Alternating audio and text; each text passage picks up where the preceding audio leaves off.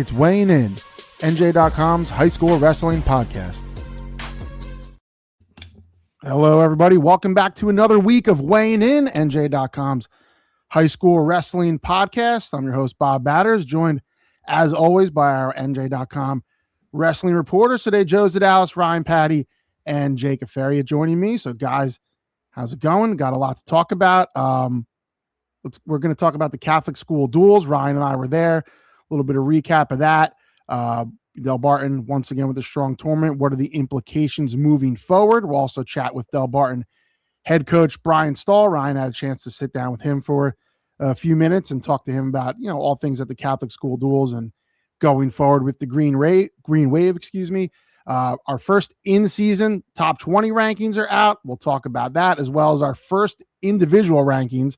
Always a lot of conversation surrounding those. Some big things going on in girls wrestling. So we'll touch on that. And then, of course, we'll preview everything coming up in this week as we really get into the thick of the dual meet portion of the season. So, guys, we're starting to hit that stretch where, it really feels like dual meet season. And we're going to get some big ones coming up.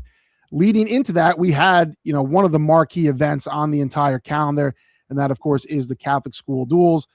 12 of the top teams from around the state met at Christian Brothers Academy in Lincroft. Ryan and I were there on both days, and we got to see some really good wrestling and get a little bit of data about what we can expect going forward later in February when the non-public tournaments come around and we really see who is the number one team in the land. So we'll start there. As I mentioned, Ryan and I were there. No surprise, Delbarton, number one in the NJ.com top 20, wins its third consecutive title. Some pretty good wrestling in there, and just another impressive outing by Delbarton, not just to win the tournament, but to do it in the final against a very talented CBA squad, and to get it done without four starters. So, to no one's surprise, but Ryan, the Green Wave just keep rolling.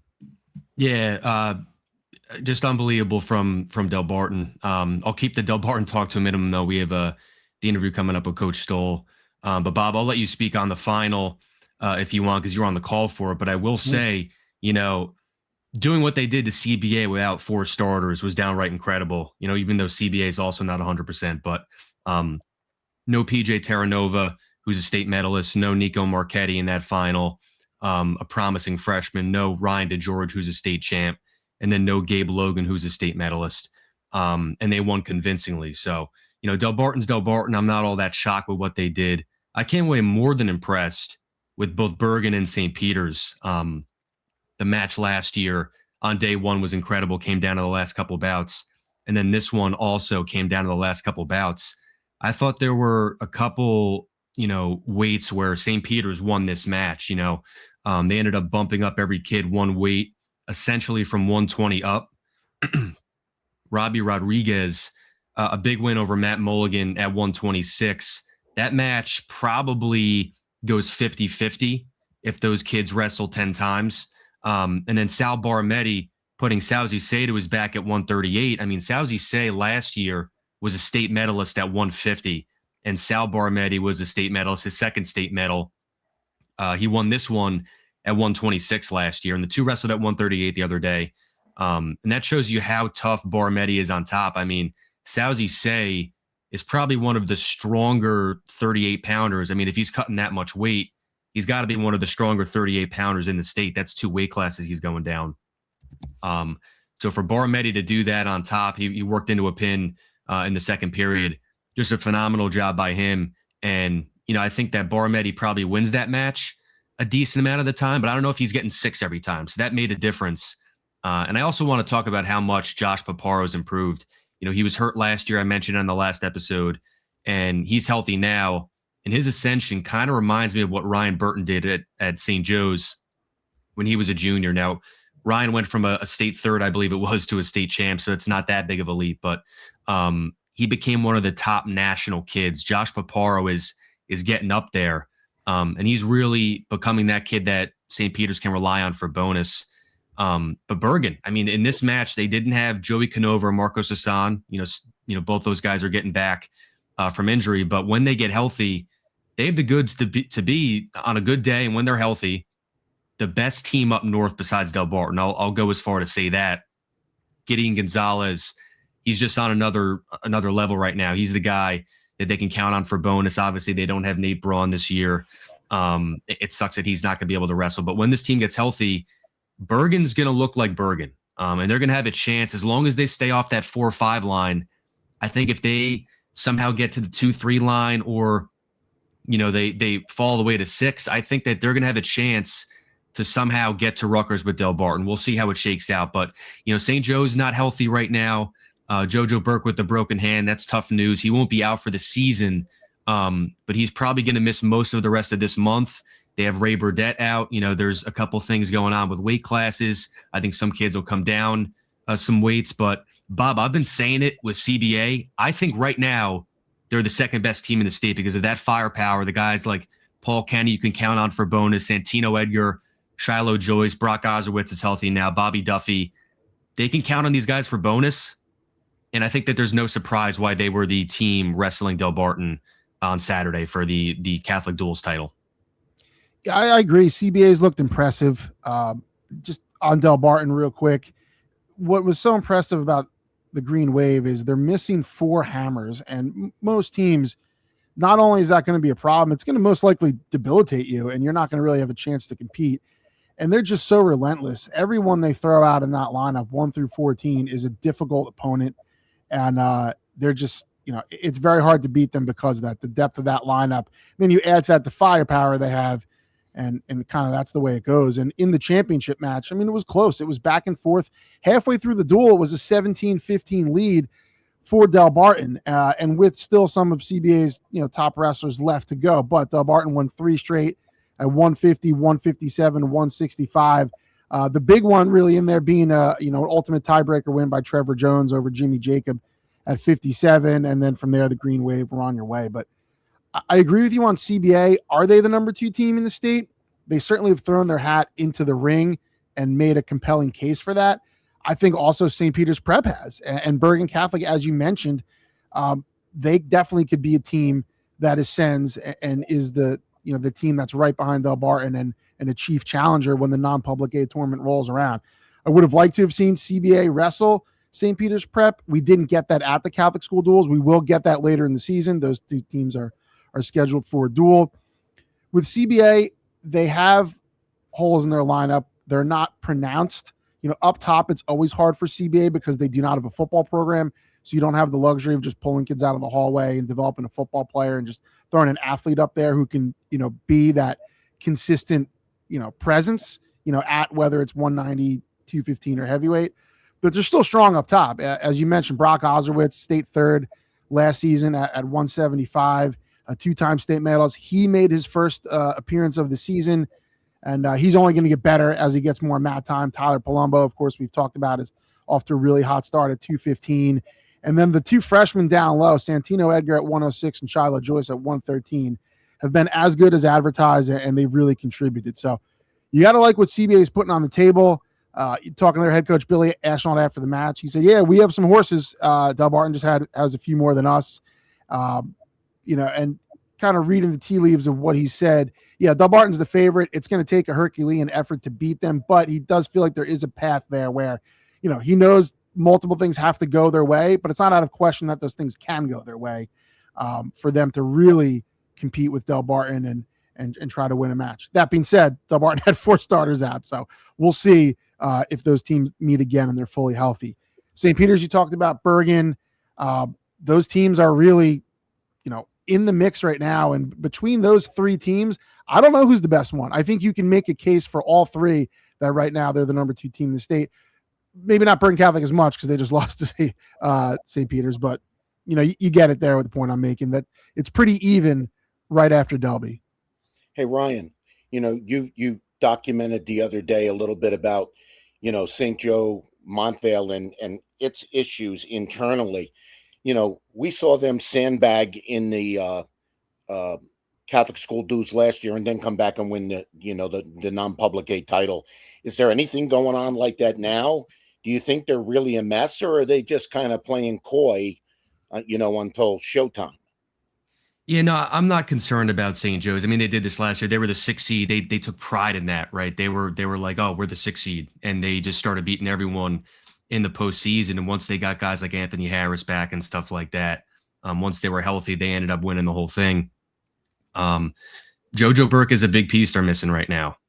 Ray Burdett at 106, big piece they're missing. They forfeited that weight. They probably would have saved bonus there at the very least if Ray Burdett did wrestle. And then at 20, I mean, JoJo Burke is getting you bonus most of the time. Obviously, CBA is without Sean Kenny, but this is a Joe's team. I think a guy like Ryan Mitchell could end up coming down, a couple weights. Obviously, they have to figure out what's going to happen with John McGinty and Mike Batista at 126 and 132. I've been told they're going to wrestle off for that weight. The loser goes to 32. The winner goes to 26. I think John McGinty's in a bit of a funk right now. He lost to Christian Ramirez in the semis. I think he's going to work his way out of it, though. I think they figured he would get bonus against Teague Sato in that match against CBA. Actually, the match against St. Peter's was in the third place where he lost to Ramirez. But I think he's going to work his way out of it. Joe's is going to figure it out. I mean, this is still a really good team. I think you're seeing kids like Joey Alvarez at 215 wrestle well. He's been a pleasant surprise. Adam Sepulveda at 190, Ben Marquez at 175. This is a very well-rounded team. And once they figure out the weight classes and what they're going to do, they're going to be just fine. That's a team that you don't want to run into in the postseason, as we learned last year. Ryan, you mentioned that the loser to wrestle off is going to go up. Is there a possibility of either of those kids going down? Because let's face it, you don't want to be in 126 because Mr. Kenny calls that weight class home. And, there's some thought that Sammy Spalding is going to go back to 32. Can either of those kids go south and get to 20? Well, it's going to be JoJo Burke at 20 once he's healthy. And then you have Esposito at 113 and 106 is Ray Burdett. So it's going to be 26 or 32. I think both kids, they want to wrestle for 26 because they feel comfortable there. That's the weight where Batista wrestled at Powerade last week at 126. And McGinty's, done some of his better things at 126. And he's been right there with Paul Kenny. Paul Kenny has had his number, but it's always been close when those two wrestled. I think in the semifinals last week, they wanted to bump McGinty to get bonus, and they figured Batista would keep it close with Kenny, but Batista got put to his back, and McGinty, got a decision win over Sato. I think 26 is just the weight where they're comfortable at.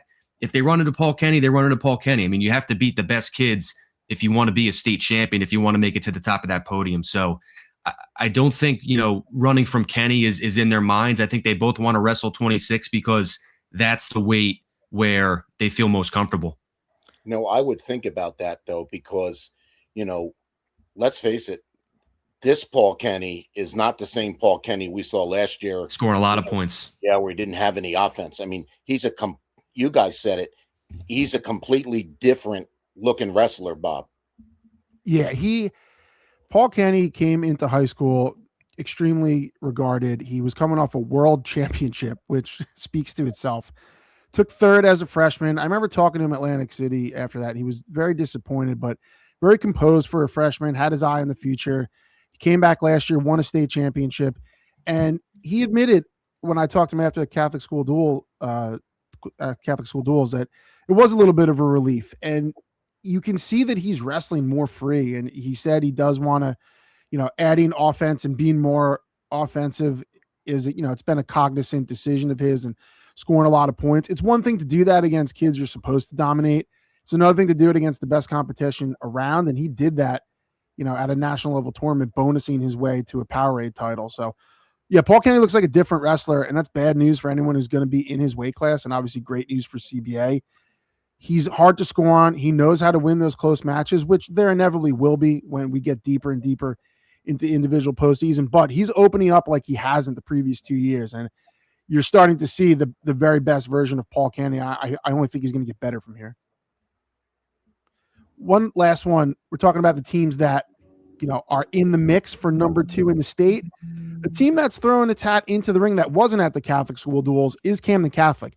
The Irish, number 5 in the NJ.com top 20. They're part of a quad up north with Pope John, Don Bosco Pratt, Paramus Catholic, and it was a very strong showing for the Irish.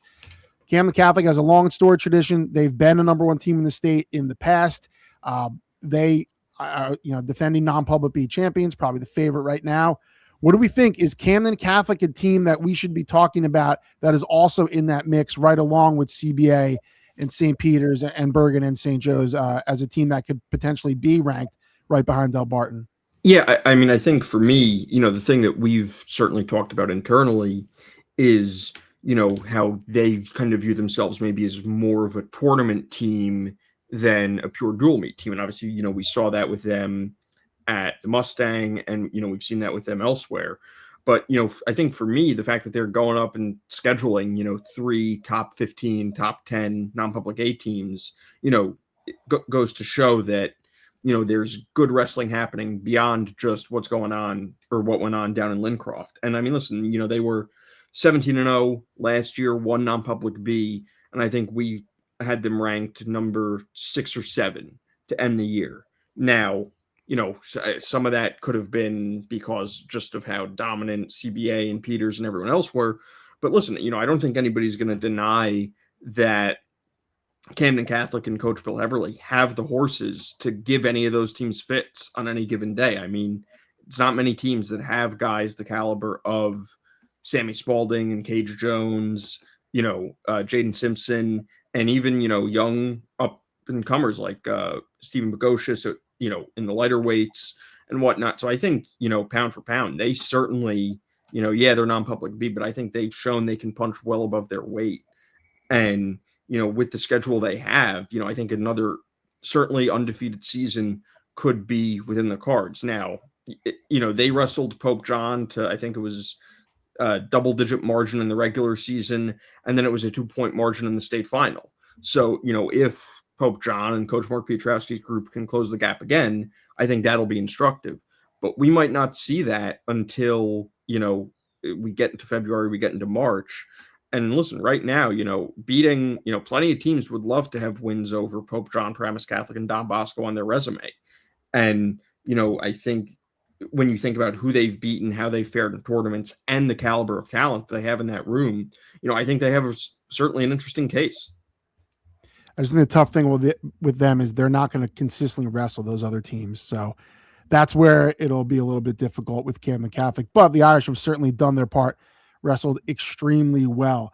No one's been wrestling better than Delbarton, though, and Ryan Patti had a chance to talk to Delbarton head coach Bryan Stoll about everything that went on the Catholic school duels, what to expect the rest of the season, and also a big one. Can the Green Wave finish number 1 in the country? It's a real possibility, and Ryan had a good conversation with Bryan Stoll. All right, we're here with head coach Bryan Stoll of Delbarton. Coach, you've had a couple days to sit on it now. I talked to you right after the 3rd Catholic school duels you've won in a row. Any more rewarding a couple days later, now that you've had the chance to?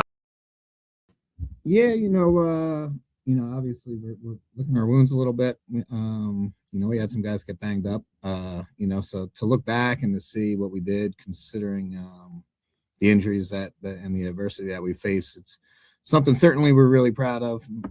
Once again, it's January, so we take it for what it is. It's certainly great to be able to pull it out and for the kids to compete like that. But we need to continue to get better throughout the season. Right, and for those who don't know, they won without PJ Terranova, Nico Marchetti, Ryan DeGeorge, and Gabe Logan, a bunch of state medalists there, 1 state champ in Ryan DeGeorge. We talked right after about CBA, about how good they are. With everything that happened without, having 4 starters, was that how you wanted that match to play out? We talked about the big win from Trevor Jones as well. Talk about that match and how it played out for you. Yeah, obviously there were some points that we thought we could have gained some more points. I think that 106 match was a really tight one. That's one that we'd like to flip, towards the end of the year. But some of these guys, like Connor Gloria going out there and saving points, and Brody Ismail going out there and saving points. We saw some really, really good things out of the guys that that sometimes we're not expecting to win, but we need them to go out there and save some team points, and they really did a tremendous job of that. And then Trevor's match, obviously, I mean, that was all guts from both guys, and those guys are probably going to run each other again at some point this year, and I don't expect it to be much different than that. we talked about CBA, and you mentioned after there's 6 really good teams in non-public A, and if you wonder who those teams are, you just look at the top 8 of our top 20. Yeah. What do you make of non-public A as a whole? Like, is this the toughest you can remember it being? Like, just well-rounded, deep? Yeah, I mean, listen, you have five teams that are in the top 40 or 50 in the country, and I don't think there's any other state dual tournaments that are as deep as that. So I can't remember it ever being that tough when you got 2 top 10 teams, and then St. Joe's is right there in the top 20, and then Bergen is coming on, and St. Peter's Prep is loaded with seniors, and then Paramus Catholic is that they're certainly not a team that has many holes in their lineup. So you got to be ready to wrestle them as well. So you started 4-0 at the Fab 50, and I kind of expected that. I know there's a couple top 50 teams in there, but I would have pegged you guys as the team that leaves there unbeaten. You win the Catholic duels. That was kind of where I had you guys as well. But, Jaden's title at Ironman was obviously an added bonus. I mean, that match with Melvin kind of goes 50-50, I would say, right? I mean, not my eyes, but yeah, certainly could have gone the other way. Ranking-wise, right, yeah. Yeah. Sure. The way Jaden is right now, and to see the way he develops and the way he adjusts in wrestling matches, I mean, that's the only time he's gone the distance all year, and I think he only went the distance once all year last year. So right. He's obviously a really special talent, and he's fun to watch. He's got all the tools. He's got power. He can wrestle in all positions. He's got the quickness. He's got the creativity. He's certainly a unique and very special wrestler. Yeah, and the only match you went the distance with last year, I think, was a major at the Powerade in the Powerade final. But Zeno Moore, yep. I mean, how big of a deal is that achievement for him, right? He's a kid he's our reigning wrestler of the year. He, has won a state title. He's been to 2. What's that achievement for him? I mean, how much does that mean to him? I mean, it's another tick off the box. I think he's won a Beast of the East. He's won a state title. He's won a world title. He's won a Fargo title. He's won a U.S. Open title. So, Ironman and Powerade. So I think that there's still one more box to tick this weekend with Doc Buchanan. He'll be shooting for that. Right. People always wonder why you're so good every year, right? Obviously, a lot of that has to do with the wrestling, but we talk all the time about your coaching staff. How much that deep group of assistants, how much they mean to you. This is your platform. Speak on those guys. Like how much a part of this are those guys? Yeah, well, Gary Russo's been the backbone of this program since the early 90s. So, he's been through the highs and lows and been through a lot of stuff. And then obviously, Rick Semino and Phil Shockett are 2 guys that we have in the building that really look after the kids on a day-to-day basis year round, make sure they're getting their homework done and make sure they're staying out of trouble. We added Donald McNeil last year to help out with the upper weights. Darren Dungy's another big upper weight guy. He's a local cop, just a great guy to have around. And then we got our 2 young guys in Garrett Beam and Ryan Harrington who, they can get out there and wrestle with the kids every day. And Craig Frost is a guy that we added, I think 2 years ago to the program. And he's just been an incredible addition. He's a very good friend of mine for a long time. So it's good to have a guy, a friend and a confidant, so it's it's a special group. We all get along. We enjoy spending time with each other. So we really are very, very fortunate. You mentioned the coaches being a special group. I mean, how special of a group is this team? I feel like you guys are pretty strong at every weight. You can see the camaraderie, in between matches and stuff like that the kids have with each other. Where does this team stack up for you? I mean, when you look at, and obviously we're only halfway through the season, but where does this team stack up for you? Well, listen, we have 3 incredible seniors, and our senior leadership has been great. I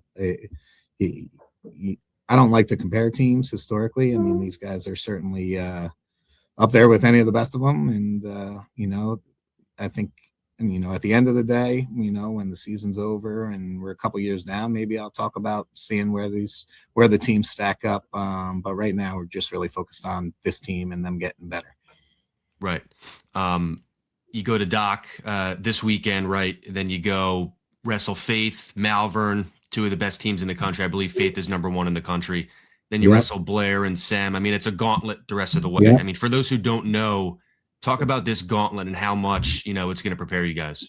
Yeah, well, after we come back from Doc, we do have a week. We wrestle the Jack Welch Schools, where we'll see some of the top teams in New Jersey. And then, obviously, we kind of set up our schedule with the individual dual meets at the end of the season. I think is a really great format. I think it's going to work for us, only wrestling, weighing in twice a week and only wrestling 1 or 2 matches towards the end of the year, but wrestling really tough matches rather than going through the grind of a dual tournament or the grind of a tournament. So, while those matches will obviously be very tough and very competitive, they're standalone duels. So you make weight, you warm up, you wrestle, and so that'll be fun at the end of the year. And that prepares us for our team states before we, get things really going in the individual postseason. Right. I mean, talk about scheduling. I mean, because there's been years where you've gone to the Beast, you've gone to Powerade and you've wrestled more of an individual tournament schedule. There's a lot of duels on this schedule for you. Yep. How do you go about building the schedule? We things kind of worked out with having the Ironman, although it was so early. It was difficult for us to get ready for that. Obviously, I don't think we were 100% prepared for that.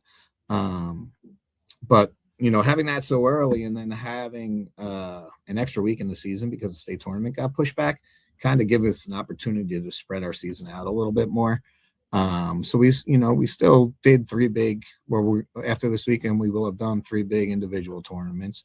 We're going to have done 3 big dual meet tournaments. And then, obviously, we're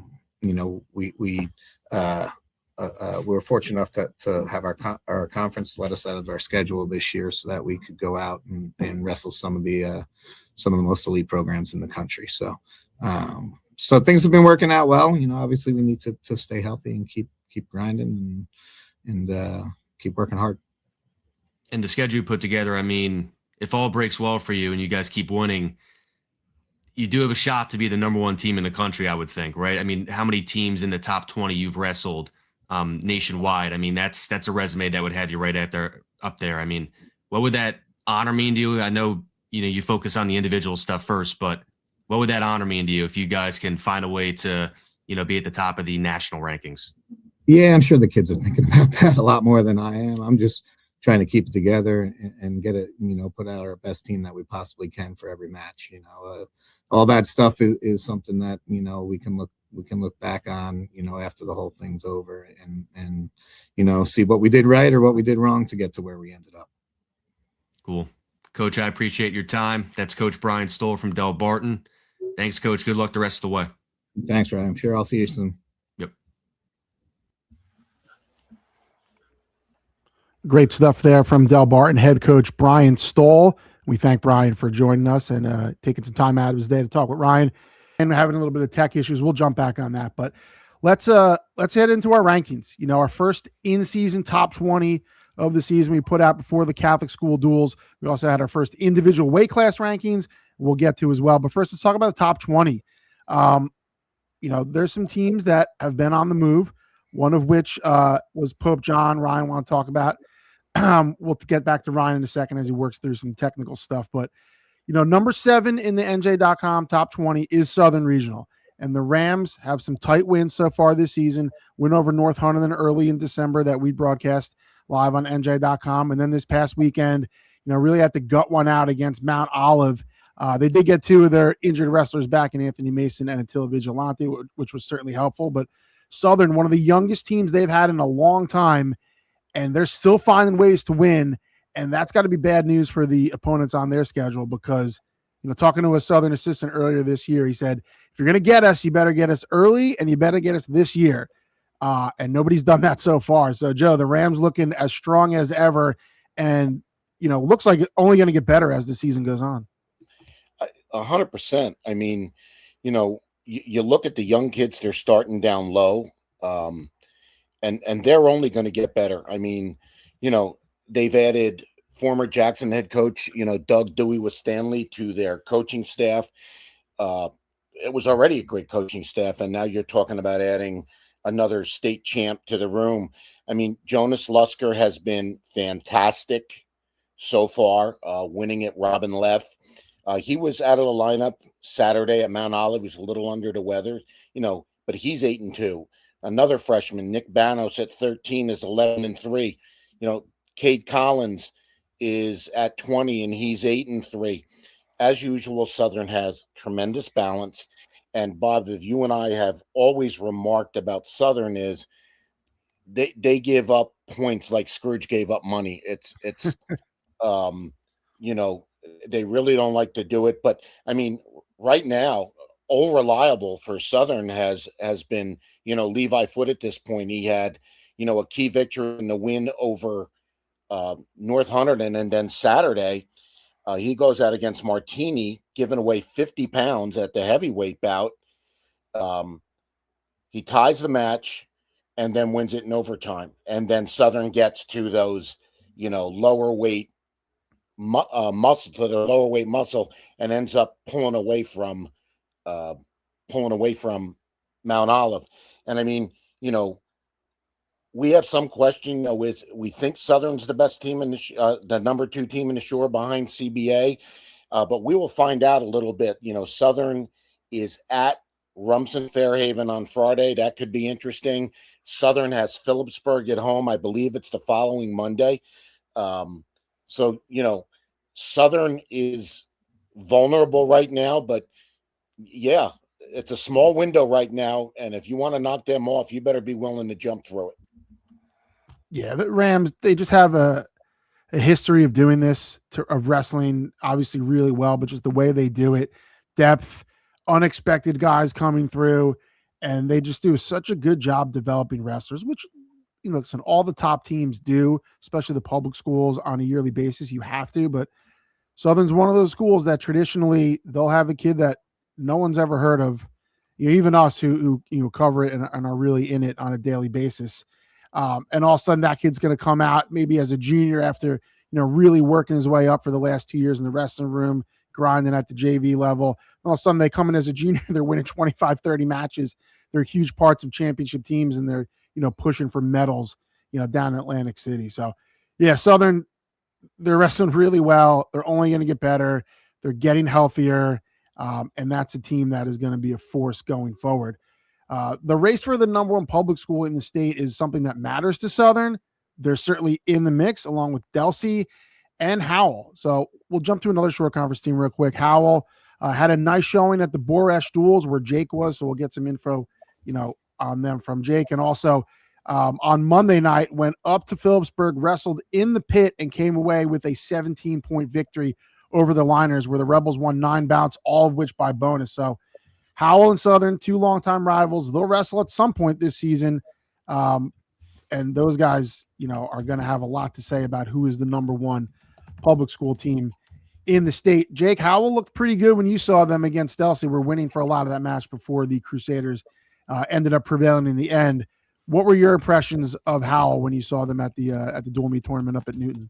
Yeah, so I mean, before they even got to the finals, wrestling Delsey, they walked it off with the tech fall by freshman Brady Little against another top 20 team in North Hunterdon. So, they picked off a defending state champ in the semis.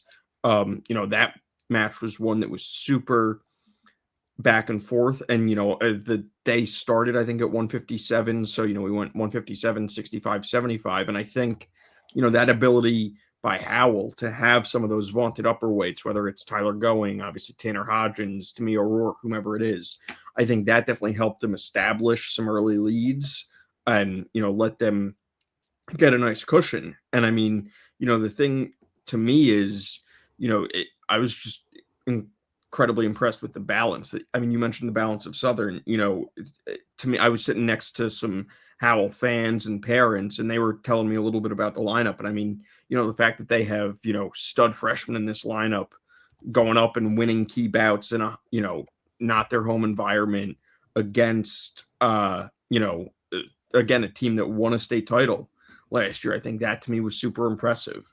And, you look at the Delsey match, I said they were winning for 11 out of the 14 bouts. It wasn't until 3 bouts to go at 144 pounds, where St. Augustine transfer Anthony DePaul made his season debut. He was a state medalist for the Hermits last year. Senior transfer, he had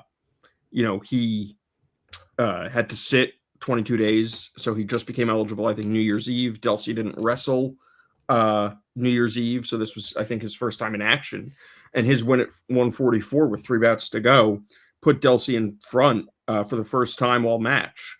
And I think that ability by Delsey, too, to kind of keep the faith and, know what they were doing. I mean, I talked to Delsey coach Kurt DeWoody afterward, and he said, at no point was he confident. Not that he was slighting his team or not that he was doubting, but he was crediting Howell, saying, listen, when you have 2 teams of this caliber, you kind of need everything to go your way.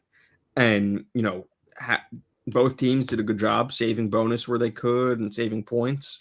But ultimately, Cam Pote closed things out for Delsey, a state qualifier for the Crusaders last year. He picked up a 3-0 decision to, up 31-29. Delsey was in the team score. So a win by either team would have won that side the duel. And Cam Pote picks up a 3-0 decision to win it. And, he said for him, the biggest thing was just not even paying attention to the score, not even really looking at, what his teammates had done, just going out there, doing his thing. Because listen, as a middle upper weight, he's not always used to closing out matches. And, for him, he said it was just about kind of sticking with what he did, sticking with what got him there. So, yeah, I think both teams certainly were impressive. And I think they're 2 teams that you'll certainly see, if not at Jersey Mike's Arena, come the team tournament finals, certainly, making pushes right until the end. Jake, I wanted to ask you, because you're in a unique position. You've seen Southern, you've seen Delsey, you've seen Howell. Mm-hmm. Yeah, for sure, fans, just give a quick thought on, how you perceive a Southern Howell match, and then how do those 2 teams match up with Delsey, since we are talking about potential #1 public schools in the state? Yeah. So, I think for me, I think both teams have their strengths in similar spots. And, maybe I'm not going to go so far as to say holes, but, I think both teams are strong in a lot of the same areas. I mean, if you look at Howell, they have Luke Johnston down low. Obviously, we've talked about Southern's hammers down low. In the middle, they have a kid like Tyler Going. Obviously, Southern's got kids like Nick Dodonna and, other, key pieces there. Up top, again, you've got Tanner Hodgins for Howell and, Timmy O'Rourke for Howell, and you've got Levi Foote and, again, some other key pieces for Southern. And so I think when you've got those kind of strength on strength matchups, that's really where I think coaching becomes paramount. And it's, it becomes down to more than just, okay, who's got the best horses and the best wrestlers on that day. It's who wins the flip. It's, who gets choice, and it's, coaching decisions. And do you bump guys up? Do you bump guys down? And so, I think certainly, if you're a Shore fan, you should want to see a Southern Howell dual meet, because I think both teams have depth. I think both teams also, and, I think this is true and important a lot of the time, both teams have kids capable of, surprising people and pulling off upsets. I mean, Bob and I saw it at, Southern North Hunterdon with Johan Figueroa, the 215-pounder who was a career JV wrestler and went out and won that match for Southern. And, again, I think when you have guys like that who sort of announce themselves on the scene in a big way that maybe weren't on the radar before, I think that a lot of times, I think as the teams get better and better and the guys on each team get better and better, I think a lot of these good, big, important matches are decided at the margins. And so it is a kid maybe who you're not going to expect that is going to prove the difference. And so I think that that's the key too of, the depth of both of these teams. And, you mentioned Delsey, obviously, we saw Howell was within 2 points of Delsey up until the 14th of 14 bouts. If you're Coach John Gagliano, how can you be any more encouraged by that short of beating them? I mean, this is a team that, I was going through as Howell was winning bout after bout. I went through and I looked. I mean, Delsey hasn't lost to a New Jersey public school in 28 straight and now 29 straight matches against them. I think it's been 2 years or more than 2 years since Delsey last lost to a New Jersey public school, and you had them on the ropes. And so clearly you've got to be encouraged by that. If you're Howell, and Southern, same thing. I think you've got to look at that result and know what you have and be confident in what you have and say, listen, we are, the defending Group 5 champs 2 or 3 times over. Delsey's a defending Group 3 champ 4 times over, but we've earned that stature, and, we have this clout and this pedigree for a reason. And so why not? Why can't it, be Southern that knocks Delsey off finally? And why can't it be Delsey that says, oh, you know what? Great. Southern won Group 5, but that's still, not, as good as, us winning Group 4, 3 times in a row. And, here we are, a little Group 3 team beating a Group 5 team. So, I think there's a lot at play. And I think if you're any of those 3 teams, there's a lot to be encouraged and intrigued by. And the other thing, Jake, excuse me for interrupting you there, is Delsey will be at Southern. Mm-hmm. I think it's on a Monday night, isn't it, Bob? I believe so. Got to go back and check. Saturday morning, I think it might be. They will wrestle, yeah. So they're going to wrestle. That's going to be a tremendous dual meet, and I can promise you the gym will be packed that day. So, it's always a nice thing when you're talking about who's the best at whatever, whether it's in the state or non-public or public, is when there's head-to-head. And kudos to those teams for willing to put undefeated streaks on the line and wrestle one another. I think we got Ryan back from his brief trip to the Upside Down. So Ryan's back here. Just before I was asking about talking to Delbarton head coach Bryan Stoll. Delbarton has a chance to finish as the number 1 team in the nation, which, outside of Blair Academy, a team hasn't done. Bergen Catholic got close a couple years ago. What would that mean for New Jersey wrestling if they can run through that gauntlet and finish the season as the top team in the country? You guys could hear me? Yes, we're all good. Right. Yeah, I feel like an ESPN sideline reporter. Can't connect to you guys, but Coach Stoll is always going to be humble about where his team stands. I think we know obviously how good that team is, but Faith Christian, Malvern, those are some really good teams. We see them at the likes of Ironman and all the national tournaments. So I believe Malvern's been at like every single national tournament this year. So it's going to be tough. It's going to be tough, especially if they're not at full strength. We'll see about the guys they're missing. Gabe Logan and DeGeorge. I mean, all 4 of those kids wrestled over the weekend. DeGeorge was very close to coming back. He wrestled on the Friday. He didn't wrestle on Saturday, neither did Logan. Obviously, Logan wrestled on Friday, but we'll see when they're at full strength. But I do agree with them. I think those kids are definitely going to rally around it more than the coaches will. Guy Russo's been there for a long time. He's kind of been there, done that. That's a program that just loves to see the kids. The coaches aren't going to celebrate it as much as the kids. So I will agree with Coach Stoll there. But yeah, I mean, obviously it's going to be a big deal. If they can run the table, being the number 1 team in the country, that would be something. And, I would put this Delbarton lineup up against anyone, though. I mean, that's a really, really good team. Yeah, they are quite loaded. That is for sure.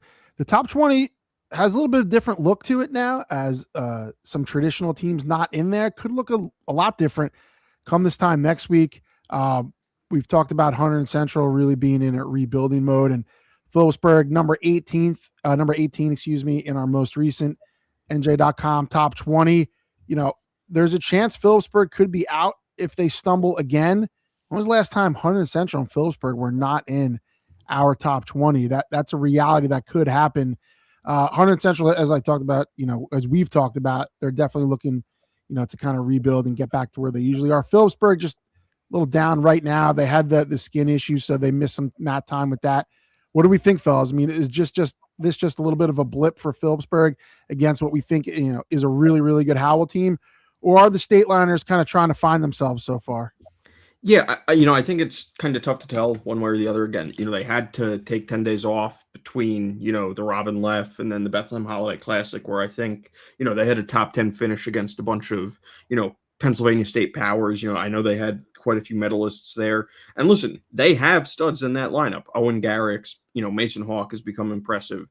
Massimo Gonzalez, Anthony Pettinelli, they have guys who've been to AC, who've, won HWS titles, who've won big matches. So the know-how is there and the history and the tradition is there. So I think it's a matter of, listen, frankly, the fact of the matter is you don't want to be doing your best wrestling on January 6th or 7th. You want to be doing your best wrestling in February and March.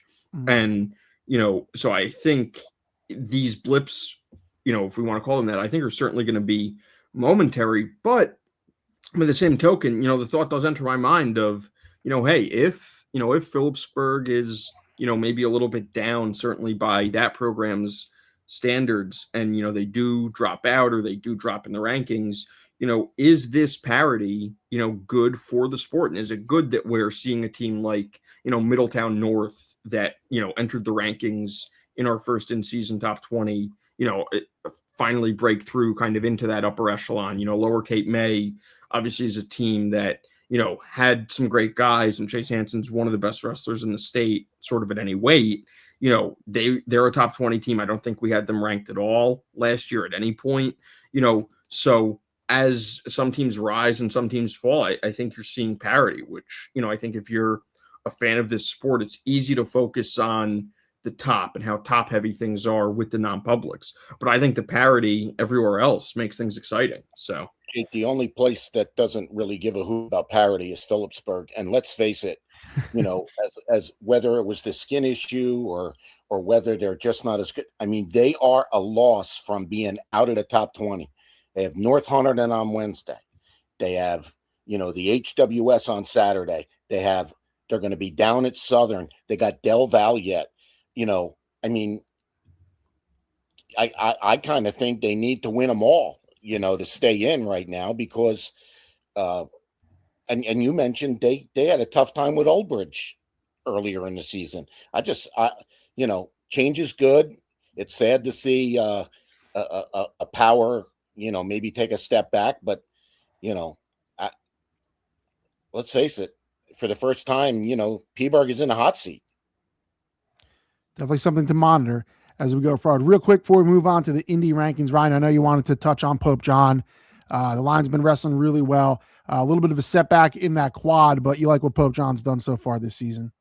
Yeah, they took a couple lumps in the quad that was at home. They lost to Paramus Catholic and Camden Catholic. I mean, they lost to Camden Catholic in that final last year pretty close. This one was a little more lopsided, but I like how the Lions have been wrestling. They're pretty well-rounded, I would say. Last year, they kind of leaned on bonus from Carson Walsh, Donnie Almeida, Dalton Weber, but this year they're capable of getting points from a lot of places. And we've talked about Dalton Weber on this podcast before, but how about Lucas Katsianis? I mean, he's a junior. He won the Sam Cali title the other week at 165. And, if kids want to run away from Jaden James at 165, I think you're going to get a kid in Katsianis who is going to make it very high on the podium in AC at the end of the year. Like I said, they have to replace the bonus from Almeida and Carson Walsh that they lose. But this is a team that I think could, steadily be in the top 20 all season. We have Camden Catholic at number 5. We have Paramus Catholic at number 8. I don't think those are bad losses for Pope John, even though Pope John would like to be closer to Camden Catholic than they are. But they beat a Don Bosco team who we have 10th. I would like to think that Bosco will tumble a little bit. I have questions about some parts of their lineup. They're pretty young. They obviously have the hammers up top, but they are young in some spots. But, I think this Pope John team has proven that, they can be a mainstay here. And I'm going to get to see them in person at the HWS tournament we'll talk about later on in the episode. But, yeah, there's a lot to be excited about with Pope John.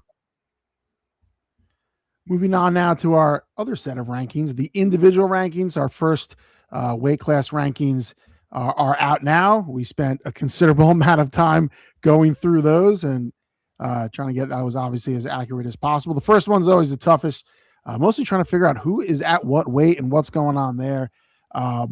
So you can find those, of course, on NJ.com in the high school sports in the wrestling section. Guys, there's some weights that are clearly dominated by one guy, maybe two, and then there's others that are really deep and wide open. And we definitely saw that as we were going through them yesterday. One of the weights that's always pretty deep and wide open is at 106. There's always a lot of new talent there, freshmen. This year, it's very much the same. Guys we've talked about, Santino Edgar from CBA, Jonas Lusker from Southern, Finn Anderson from Delbarton, Stephen Bogosius, Camden Catholic, Ryan Hall, Bergen Catholic, some freshmen that have burst onto the scene and wrestled really well. Ryan, that's a weight where we saw a lot of those guys in the past couple weeks. Saw a few of them at the Catholic school duels. That looks like it's going to be a really fun weight class, not just when we get to Atlantic City, but even before that, trying to figure out who is the favorite. Because I think right now we have an idea, but I really think it can go a lot of different ways from now until March. Yeah, I think we spent like a half hour on this weight when we did our indie rankings on Monday afternoon. But, this weight is just so deep, right? And I think what comes into play when you put these rankings together is criteria. And a lot of the freshmen at this weight just don't have that criteria. So that's why we kind of spent a long time with deciding who goes where. But we already have so many head-to-heads here. Coach Stoll mentioned the head-to-head Edgar over Finn Anderson. It was 1-0. Thought it could go either way. Edgar with a great ride in that third period. That was just some great wrestling. You saw him circle to the sideline. I was really impressed with how Edgar wrestled. But that was a great bout. There really was an entertaining bout. And with what I like too is with the match was already in hand there. Delbarton already had the win, and there was no forfeit. No, let's get out of here. Like they let two of the top 6-pounders in the state wrestle. Didn't mean to cut you off there, Ryan, but that was a really, really entertaining bout in the last one of the entire dual meet there. And, those guys, I feel like we're going to see them wrestle again, maybe a couple more times. That was really good. Two really high caliber freshmen there. Yep. And you saw everyone from the other match. The match was over on the other mat at that point with St. Joe's and St. Peter's, and everyone was around the mat for that match. It was awesome. Great way to end the final there. But, Caden Wadle has some head-to-head stuff here. You had Forrest Rose over Bogosius. I believe that was at the Beast of the East. You had Riley Halal medal at the Beast of the East. That's why we put him 8th, because Riley Corial from St. John Vianney beat him at the Catholic duels on day 2 to start day 2. But we decided to put Halal in because of that effort at the Beast of the East. He finished 6th. We had a couple kids we didn't rank. We had Will Cruz not make the rankings, Spagnolo from Hanover Park. And when Ray Burdett's healthy, he's very much going to have a chance here. But this weight is fascinating. We got a lot of head-to-head. Like I said, I think we're going to see more of it. This is not really a weight where you see kids, forfeit and protect seeds. You're just naturally going to get a lot of kids that just meet, at this weight. So fascinated to see how it plays out. But I think Edgar right now has earned that number 1 ranking, but we'll see how it plays out. Another stacked weight, 120 pounds. You have 2 state champs right up at the top, Delbarton Jr. Cam Santz and St. Joe's sophomore JoJo Burke, and a bunch of other medal winners there and guys that have wrestled really well this season. So anytime you have 2 returning state champs right there in that weight, there's a lot of juice there. What do we think about 120? Obviously, JoJo Burke's out now. We expect to see him back, in a few weeks, hopefully sooner than later. Never want to see anybody out for a prolonged period of time. Those guys are clearly the guys at the top. Robbie Rodriguez from St. Peter's been wrestling really well. And then a bunch of guys that have got it done on Atlantic City, on the big stage down there. Yeah, and I think these 2 weights in particular, I think were some of the 2 that we spent the most time on because of triangles and head-to-heads and good wins versus, I'm not going to even say so-so losses, but, competitive losses. I mean, if we look, Ethan Michaels from Colts Neck at 120 beat Caldwell's Carmine Sipper, who was a state medalist last year. But, Michaels had a loss to Ryan McConaughey from West Deptford. And, the things in the calculus that I think we weigh, and, me especially, is, okay, does a good win like that over Sipper trump, the bad loss? And I say, if you're capable of going up and beating a kid who potentially on paper should be a little bit better than you based on past criteria, that to me says a lot more than, oh, hey, you got caught on a bad day. That shows me, hey, at your best, you're on the same level as a kid who's a state medalist. And so, I think that's part of the reason why it kept him in the rankings. We look at Mike Daly from Cranford. He was a state medalist last year also. And, he lost to Robbie Rodriguez, kind of right at the buzzer at the Sam Cali in that final. But, so that's another one where you look and you say, okay, Rodriguez, might have, some results that,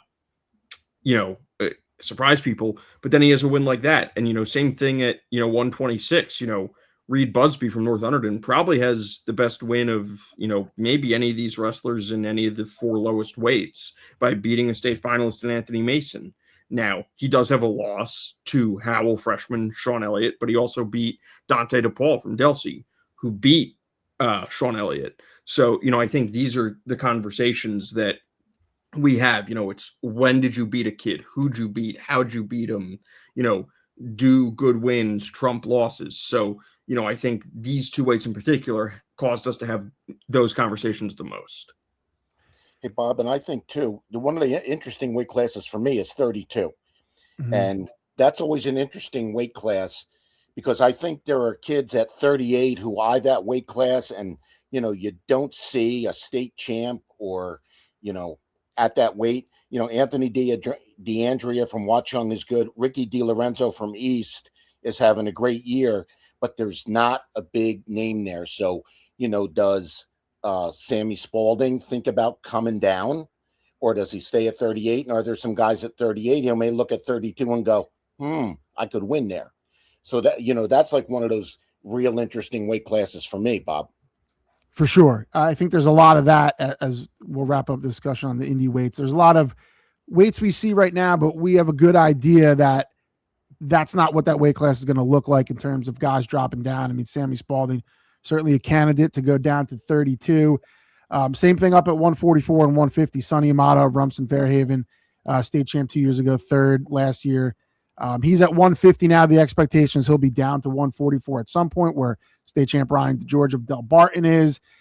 We've talked about a lot about 165. Jaden James is there, so our guy's going to start splitting to 157 and 175 there. So early in the season, we don't know where everyone's going to be yet. So those rankings will definitely fluctuate a lot. A lot of good guys in there. A lot of good guys we had to leave out, unfortunately. That's just the nature of it. Speaks to the depth of New Jersey high school wrestling. So for more on that, of course, head to NJ.com and check those out. We're going to touch on some girls wrestling real quick. We're going to have Mike Holcomb, our girls wrestling writer, on at some point during the season to really dive in a little bit deeper to some of the girls' storylines. There's been some great stuff going on, early this year. Some upsets, some state champs losing. We had that happen twice at Elizabeth's Lady Minutemen tournament. Riverdale's Jocelyn Danby, Roselle Park's Lucia Ranieri both had huge wins. For Ranieri, she had a 9-1 major decision over Kingsway's Reagan Roxas, who is defending state champion. And that was a rematch of last season's state final. So a huge win for Lucia Ranieri there. And then Danby, she had a knockdown, drag-out, wild bout with Hiley's Kyle Gudowitz. So Gudowitz, a state champion, 3-time top 3 finisher, and Danby comes away with an 8-6 win in the 114-pound final with a late reversal there. So 2 huge individual wins on that front. And then team-wise, it's Jackson. Jackson just keeps dominating. Such a strong team, top to bottom, veteran presence, some good young wrestlers, and the Jaguars just keep getting it done in all these team races. So props to Danby and Ranieri for getting those huge wins and really pegging themselves as state title contenders if they weren't already. And then, of course, the Jags again, taking care of business, win another tournament title. Really starting to rack those up. They're going to have to make some more room in the trophy case over there at Jackson Township High School for the girls wrestling program. Lastly, we're going to look at some of the stuff coming up this week. A lot more streamlined now as we move into the really the dual heavy portion, but still some tournaments coming up. Ryan, Jake, you guys will be out at Phillipsburg for the Hunter and Warren Sussex tournament. A lot of drama is not the right word, but it's definitely more wide open than it's been in past years. We've talked about Phillipsburg's relative struggles. Pope John, do they come in as the favorite? Can North Hunterdon get a win here? It seems like there's a lot on the table in that tournament as far as which way it could go in the team race. Yep. Yeah. I mean, Jake's not going to be there. I'm going to be there. I love making that drive down I-78. So much fun going down there. I always sign up for that. Love being at that tournament all day, and it's just great wrestling. A lot of great traditional programs and a lot of great wrestling there. Yeah, Bob, I think the team race is up for grabs. It's Pope John, it's North Hunterdon. We'll see about Peabrook. Peabrook's still ranked for us for now. And there's a lot of teams that come back with kids who won championships last year. I believe 8 different teams have kids who won championships. Dalton Weber. I love that individual, the MOW trophy that they give out. It's like a silver plate. I would peg Dalton Weber as the favorite to go get that. I think this would be his third HWS title if he were to collect it. But then you have kids like Joe Rowinski from Hackettstown, Gavin Miracles coming back at heavyweight. I would peg him as the early favorite there. But really, I'm looking at this team title. I think it's completely up for grabs. Jake, those are some of your teams. What do you make of how that team title could play out? Obviously, it's been pretty diverse there. A lot of different teams. It's kind of been a revolving door. Not a lot of, just consistent, title after title there the past couple of years. What do you make of, how this could play out there? Yeah. So, I was just looking. So Pope John's got 2 kids ranked for us in our first individual rankings. North Hunterdon's got 3. Phillipsburg's got 2. And granted, that's not, the ultimate arbiter of, how things are going to go in that tournament. But, I said before we hopped on here, so often these tournaments are won not by how many champs and how many finalists you have. It's how you do in the consolations and how you do in the medal matches and in the wrestlebacks. And, I think a team like North Hunterdon that's shown its depth and has shown its ability to, save bonus in some key weights where maybe, they're not favored to win or, where they can spring an upset. I think that serves Dave Bell's group incredibly well. But I think Phillipsburg is capable of a lot of the same as well. I think the Liners obviously have their studs, like I mentioned before, in Owen Garrix and Gavin Galetta, Mason Hawk, whomever. But it's on the margins where these things are decided. And so, I think that's really what's going to prove the difference is whose wrestlers in those wrestleback matches, in those consolations, can go out there, can exceed expectations, and get maybe some unexpected team points. And, I think that's going to be the key. And if that's North Hunterdon, it wouldn't shock me. If it's Pope John, that wouldn't shock me. If it's Phillipsburg, that wouldn't shock me. And so, yeah, I think this team race is very up for grabs. And we've got some big dual meets coming up in the Shore Conference as well. The top 3 teams, it looks like right now in the Shore Conference A division, they'll square off. We're going to have CBA and Rumson Fairhaven on Wednesday. And then on Friday, it'll be Southern heading up to Rumson to face up against the Bulldogs. That match on Friday we'll be broadcasting live at 7 p.m. from Rumson, so make sure to tune in for that. Those are big duels, obviously, Joe. I look at that and I say we're really going to find out about Rumson this week. The Bulldogs, 2-time defending Group 2 champs, ranked in the NJ.com top 20. They're undefeated, but they haven't looked dominant so far. I mean, they were, a bout away from losing to Red Bank Catholic early in the season, but they got the win. So all's well that ends well, I guess. This is a different step up in competition, CBA and Southern. So, Joe, like I said, I think this is where we really find out what the deal is with Rumson as we're into January. Well, I think, our wrestling team has heard that Rumson is not happy with their number 13 in the state ranking. Well, here's a chance to make a statement. I don't know if they have the firepower to hang with either of those teams or to beat either of those teams. Here's the other thing. Rumson has split its team at 4 different tournaments already this year. So, they really haven't wrestled together as a group. So I'm anxious to see what they do and how they look as a team, what the lineup looks like when, in a dual meet situation. So, yeah, I would agree with you. And I think it'll be a fun match for people to be able to watch live on Friday. It should be a good one. Yeah, I agree. I think certainly, like you mentioned with Rumson, we haven't really seen them with the full lineup much. And I know guys probably not at weights. Is this the week that we see Sonny Amato at 144? It's possible. I wouldn't be surprised to be there, on Wednesday, which I'll be there covering that match against Christian Brothers. If you see Amato weighed in at 144, that could be a potential match with Bobby Duffy of CBA. So there's a lot of intrigue in those matches, certainly because of the talent and the caliber of both teams, but just what are those lineups are going to look like and how do those teams match up? It's all about matchups when you have a couple talented teams. And we're going to see how that plays out. Those should be good ones. Anything else on the docket coming up this week, you guys, that you want to touch on, or have we hit all the nails? think we've hit most of them. Yeah, I've got nothing else, and we're gonna go on kind of a county and conference tournament run here the rest of the month. So really looking forward to this stretch. It's always fun. It's where teams want to start the ascension towards peaking towards February. We could go back and forth and talk about the indie rankings, the top 20, a lot of stuff for probably another hour and a half. So we're not going to do that though, because nobody wants to listen to a 3-hour podcast. This is not especially Luis, our producer. Yes, especially Luis. So with that being said, we're going to wrap it up here. Of course, want to thank Delbarton head coach Bryan Stoll for taking his time out and talking about the Green Wave with Ryan. And again, excited for what's to come this week and excited to come back next week and talk about it. So for Joe Zedalis, Ryan, Patti, and Jake Aferiat, of course, our producer, Luis Torres, I'm Bob Batters saying thanks for tuning in to Weighing In, and we'll see you next week, as always, on NJ.com.